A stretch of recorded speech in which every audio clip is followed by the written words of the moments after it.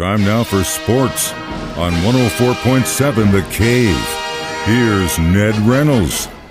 Mike, the intern, Ned Reynolds in the studio. I can't believe it's already Wednesday, but let's go with it. The Celtics already into the NBA Finals. Is their opponent set yet? Not yet. Minnesota Timberwolves played the Dallas Mavericks last night, and Dallas just needs one win. They were up 3-0. Did not get that win. Minnesota outplayed them, and the Minnesota Timberwolves win 105-100, a real thriller. Dallas missed some long shots, especially Doncic, who usually hits those shots. Didn't go in last night, and that's the difference in the ballgame. Teams are pretty equally balanced, but they'll play again, this time in Minneapolis. Then if another game is necessary, they'll play in Dallas again. And if a seventh game is necessary, they'll play back in Minnesota. But Minnesota has the home court advantage. Anthony Edwards, 29 points last night, and the Minnesota Timberwolves win it, and the championship series still hasn't been decided yet. The Celtics against somebody. On the subject of basketball, it was time for Game 8 for Caitlin Clark last night. How did her team, they finally getting wins yet? No, they did not. Oh, my this goodness team gracious. is not very good, and the media, of course, is going overboard on Caitlin Clark as being the next savior of basketball. I'm not sure that's the case. She's a good player, don't get me wrong. Had 30 points last night. That's a career high. Well, wait a minute. The career is how many games? 8? Come on, you can't judge a career on that, a career high 30 points. Anyway, 30 points and a few rebounds and assists and so forth and so on. But her team lost the game 85-80. Los Angeles Sparks, who are just as bad as the Indiana Fever, win this game. I know they're in there to win, but this team is not very good that she's playing for. She'll just have to mature with the WNBA and see what happens. Give the girl a shot. She was in college less than a year ago, guys. Less than 2 months ago. I know, man. Come on. What are you doing except for sitting there typing on a keyboard? Crazy. I mean, it's not like I'm a huge fan or anything, but at the same time, come on. The girl just started her job. Are you going to do fire already?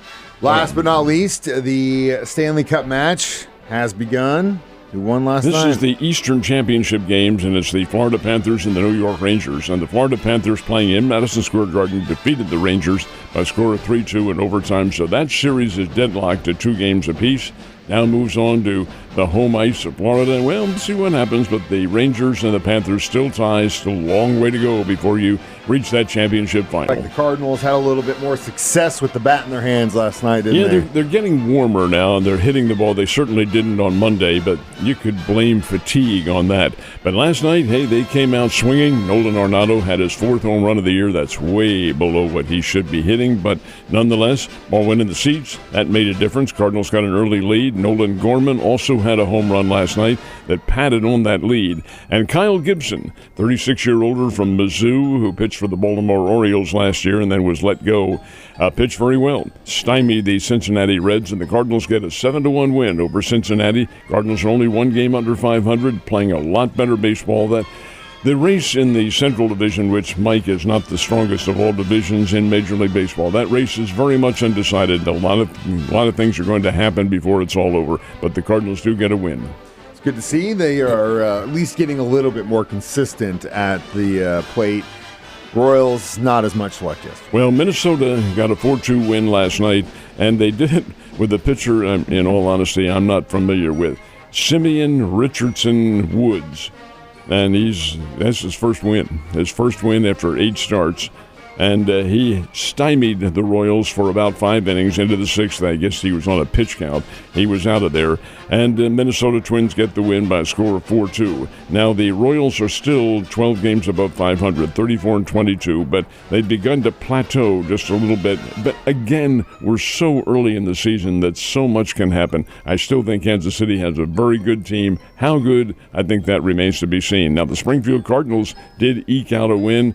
A 2-1 in the Texas League is a most unusual score. Usually you have higher scores than that and a lot of bats, but hey, the Springfield Cardinals get the win 2-1. Max Rajic, the kid out of UCLA, pitched very well last night, and the Cardinals are now 26-20 and back on top in the Texas League Northern Division. Only by half a game, but doesn't matter. They are back on top. And in our Ozark yesterday, we had some high school baseball teams battling it out for glory. How'd they do? Well, we do. We have 2 state champions, the first 2 of this competition. Now, classes 3 and 4 are today and tomorrow, and then we'll have 2 more state champs.